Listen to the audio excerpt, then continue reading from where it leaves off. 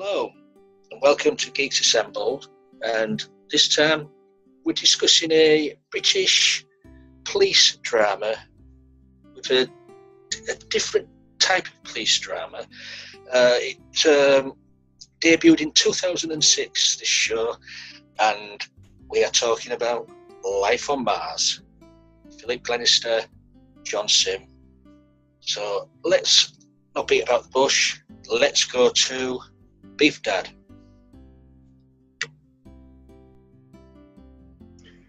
Basically, what you've got here is Doctor Who meets the Sweeney. Well, for those who don't know, Sam Tyler gets shot and wakes up in 1973, I think it is it? Yeah, 1973. Turns up at the police station where he is expected and has to deal with, should we say, a police force that is, basically somewhere from the Middle Ages. Politically incorrect, but basically believing you get more information out of somebody by beating them up than you would through sensible questioning or using forensics. But it had an absolutely brilliant central cast. John Sim as Sam Tyler, Philip Glenister as Gene Hunt, the sort of, the ultra macho policeman of the time. Liz White as Anne Cartwright, basically one of the first police women to get involved in major cases. Ray Carling playing Dean Andrews, the policeman. Chris Skelton playing Marshall Lancaster, and I don't think she was used enough, but Noreen Kershaw playing Phyllis Dobbs absolutely brilliantly, and that central cast were in all 16 episodes, but we're talking about the first 8. Absolutely superb.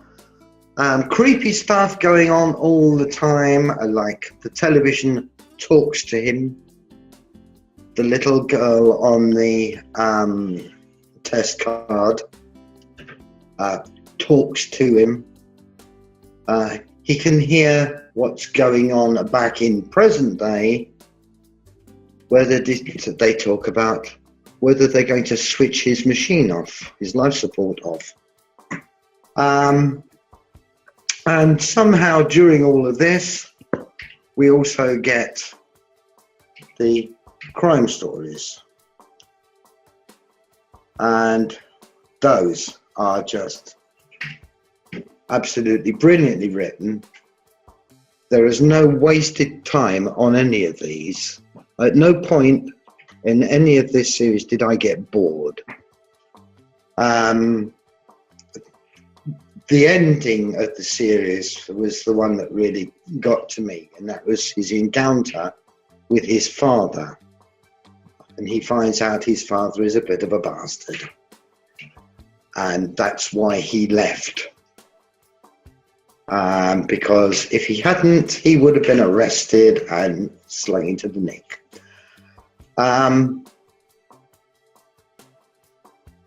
As I say, superb performances throughout, excellent storytelling with that little timey-wimey twist going on all the time. Very, very clever. I rate it a 10. Oh, a 10 from Beef Dad there. So let's mosey on down and let's have a word with Mr. Farley, see what he thinks of the first series of Life on Mars. Life on Mars is one of those shows that came at a time for me when Doctor Who came back, and I was really getting into that. And then I got into Life on Mars It was 2007. I think I watched the second series before the first, and then went back to the first, and then watched Ashes to Ashes. And Life on Mars is, in my opinion, one of the best series the BBC have ever done. It really is golden TV. John Sim, an actor that I don't usually like. I think he's and I know that there are some people in this cast that probably think the same. He's a bit of a plain actor.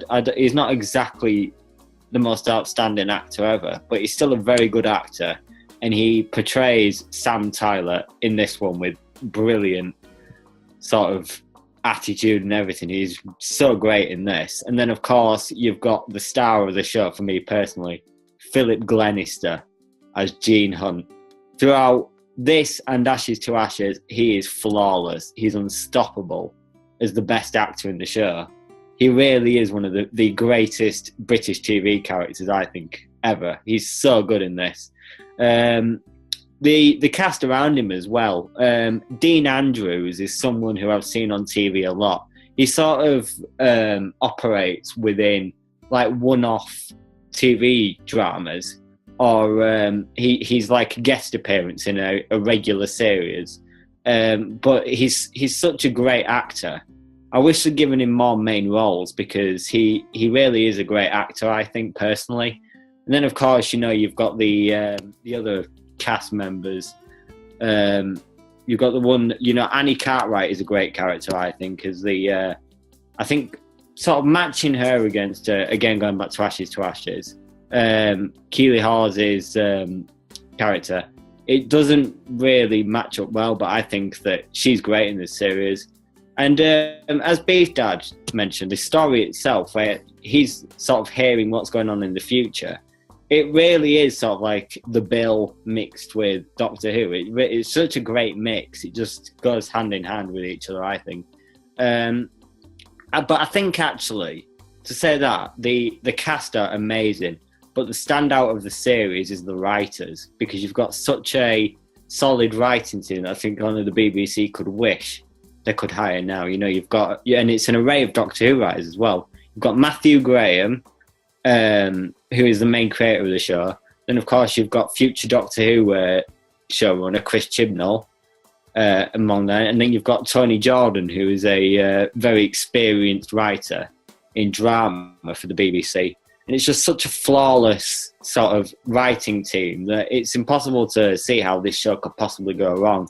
The plot's great, as I said. The ending is, for this series, as Beef Dad also said, it really is quite a miserable ending, I think. And it's sad that it came to Sam having to commit suicide to save the team.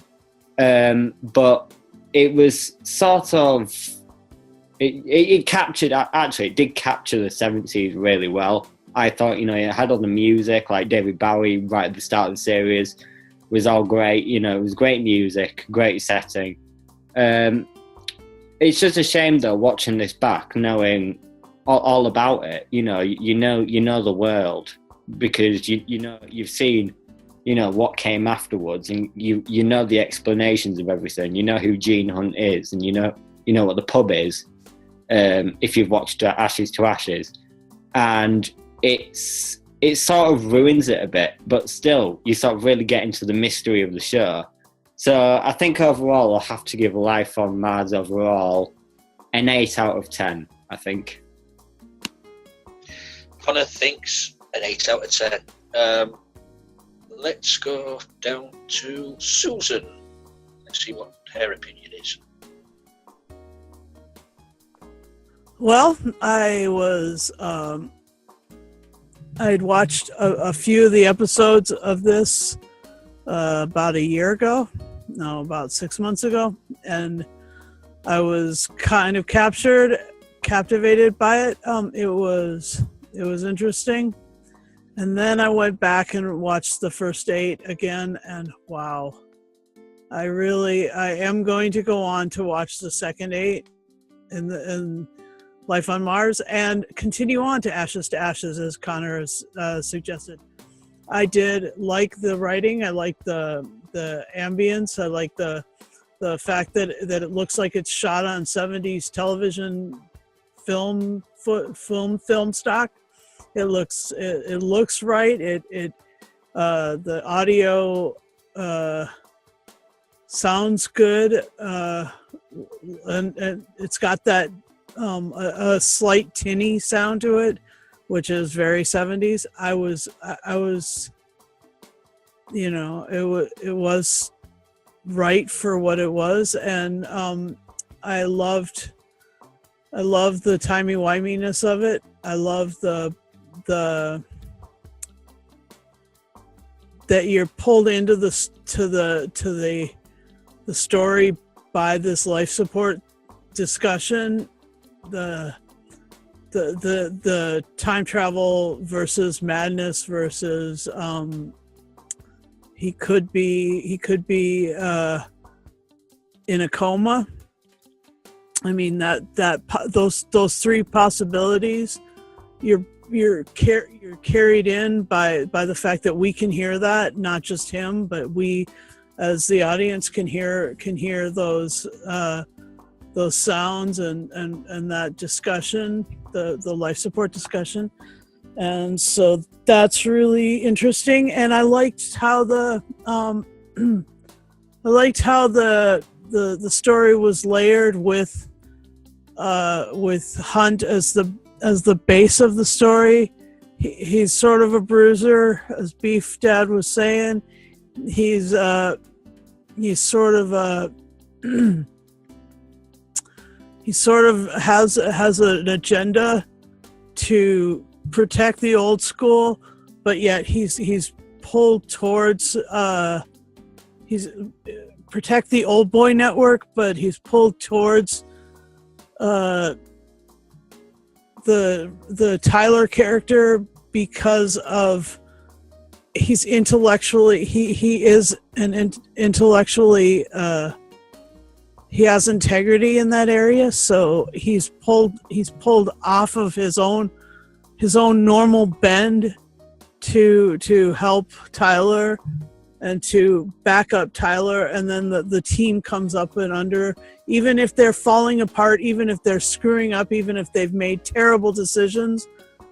The fact that Tyler is humiliated. He starts off as a DCI, which is like one of those questions I have, is the DCI is the higher rank, and then the DI that he becomes when he wakes up in the 70s in 73.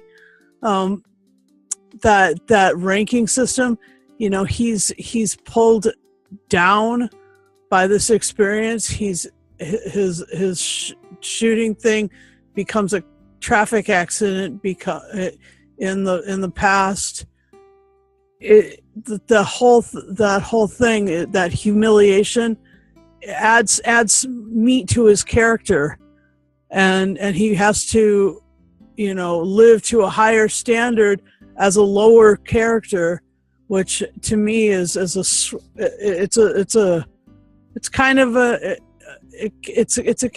it captivated me a lot anyway. So there was that, and then there was the beginning of the romance with the other officer. She was she was always in questioning his sanity and his stability as a policeman and as a human being. So those questions brought got me caught up in the thing. So I'll give it a 9 out of 10. I really enjoyed it, and I'm on to second series or second season of Life on Mars and on to Ashes. So thanks. Thanks, Susan, for your input there. Much appreciated. Right, we'll go see what Alex thinks of season 1 of Life on Mars.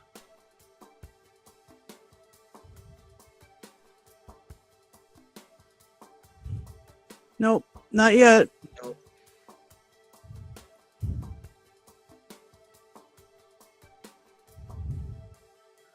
try leaving and coming back really quick.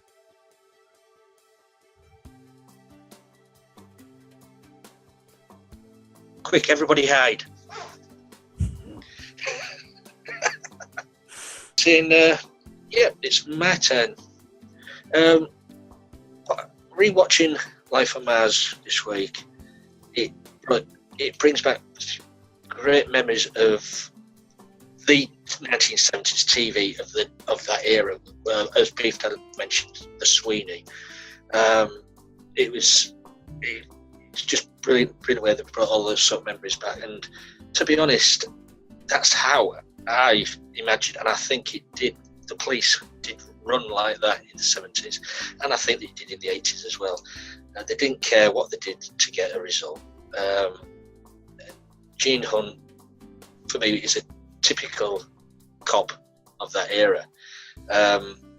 Played brilliantly by Philip Glenister. His acting in this is just brilliant. And in this first season, you don't know why or what he is doing, because he seems to be there to keep Sam from leaving. He's always he's always sort of, stopping him going. But you find out later on as the series goes on, what it is. So,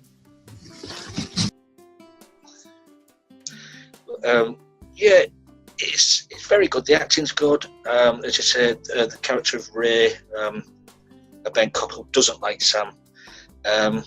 Annie she's always there. She's for Sam Tyler.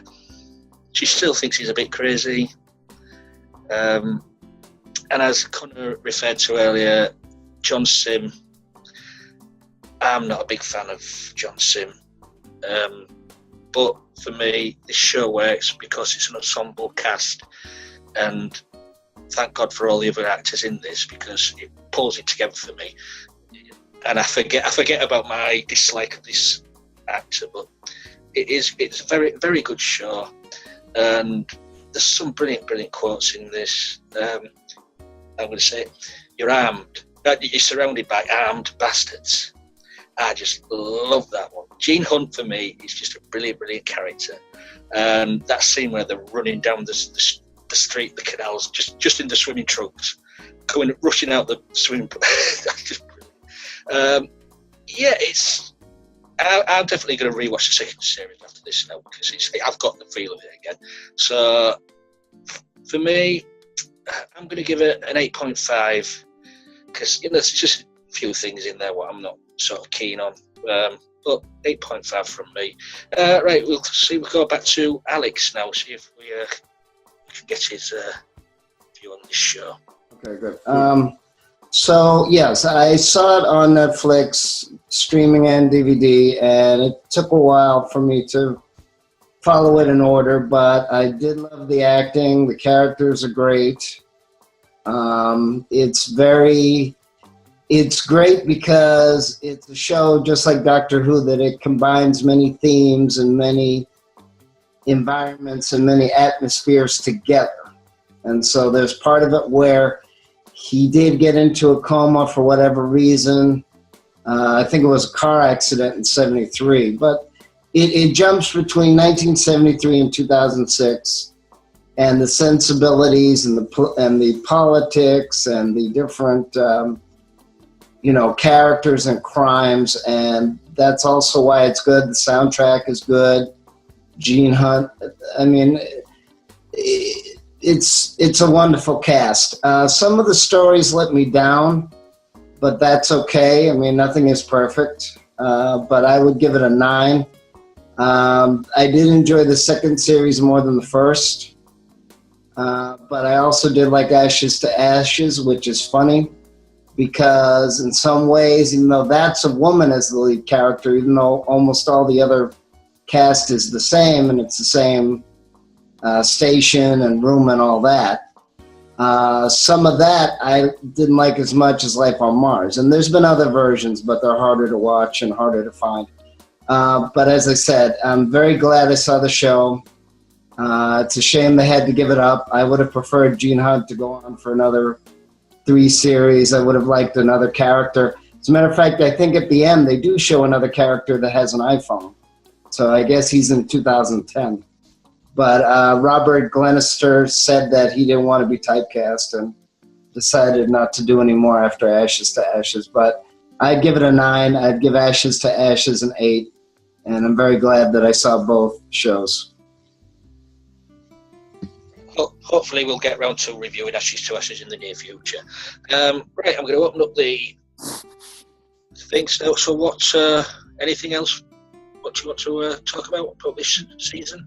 I do have one thing about Sam Tyler, which I didn't know.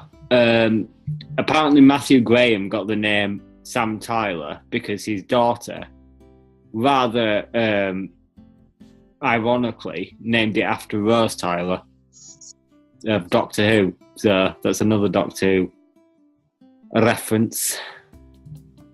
That's cool. Well, it might be cool, but not for me. I'm not a fan of Rose. Yeah, I mean, as it's been mentioned, the soundtrack, having the Bowie song, stuff like that, it just brings it. You do go back to the 1973. You feel it. The costumes, the cars, the cars, and the way they do up the street. It's just brilliant. And as I think it was Beef Dad who mentioned, the final one of this series with his father, played brilliantly by Lee Ingleby. It's that for me was the best for me. The build up to that final story that season, and to find out that your father, not what he's what you thought he was. Brilliant. I like the fact that before we met his father and found out what a rascal he was, we met his mother, and his mother was like a really beautiful, sweet, kind, good woman, gorgeous. I mean, I was just yeah. So that was fun. Joanne Froggatt's very good at playing those sort of parts. She does those sort of parts really, really well. But I really loved Phyllis, who was basically the station sergeant, the custody sergeant in the police station, because she was just so funny, and she always had a comeback. And the looks that she used to give Gene Hunt were absolutely magic. Yeah. I mean, sometimes I thought to myself, well, anyone else, their trousers would have caught on fire with a look like that. No, that's funny. Yeah, the also the barkeep too. The barkeep is pretty good. Right. And so he's actually pretty funny. And like I said, the cast is very good. Some of the individual stories are a slight letdown, but then it does have wonderful dialogue, like it's a hate crime, and then Gene says, as opposed to I really like you crime. Another wonderful, gems like that, or about cell phones, or about, feelings live, and all these other things that were going on, at the time. Yeah, I mean, it's like Sam Tyler invented chicken in the basket, and he also brought the idea of a TV in a pub, put it on the brackets in the corner, we'll watch the sport. Never been heard of before in 1973, but it's brilliant. It's just, and you do feel like it's 1973. The smoky pubs, just the way Gene Hunt said it. I must admit, I wasn't in a pub until 1986 in the UK. Not living there, but I imagine that it was quite a different thing. But you're right about the barkeep being just such a great. He was like the barkeep was like his psychologist, his best friend, his mentor, his Yoda character. I mean, it was great. And as Beef Dad mentioned earlier as well, the test card girl, what a brilliant idea that, just to bring her out the TV screen. I mean, she used to scare me to high heaven back in the day when she used to come on the TV. This is when TV used to shut down for hours on end during the day, on a night. They just used to put that on the screen. We don't have it now. I can't remember when the test card sort of stopped being. Yeah, it's like the Twilight Zone a little bit. That you can't. Yeah, the way, as I said, you do get the idea that he's in a coma and he's listening to them talking, but the way it's coming through the TV screen, as like the professor in the, I think it's Open University or something like that, talking to him to the screen. It's just, that is brilliant writing. You can't knock that. I wish there was more shows like this around, to be honest. Anything else from anybody? No? Good show. It is a very good show, and I'm glad Beef Dad suggested this, because there's so much I've forgotten about this first season. Thank you, Beef Dad. Right then, we'll close it there. Thanks for all these guys taking part today, and please subscribe to the channel. Join our Facebook page. Follow us on Twitter at Geeks Assembled, and please, down below, leave a comment. What do you think of this show? What do you think of our casts? Can we improve them? Are we just so good we don't need any improvement? Let us know. So from me to you lot out there, we'll see you next time. Thank you.